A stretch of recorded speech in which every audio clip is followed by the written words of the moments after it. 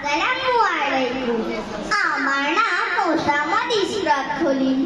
আবৃত্তি করছি কবি সুকুমার রায়ের লেখা সৎপাত্র কবিতাটি।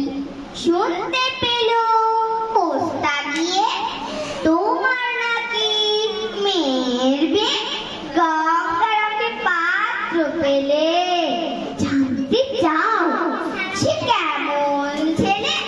মন্দ না, সে পাত্র ভালো, রং যদিও বেজায় কালো, তার উপরে মুখের গঠন অনেকটা ঠিক পেঁচার মতো।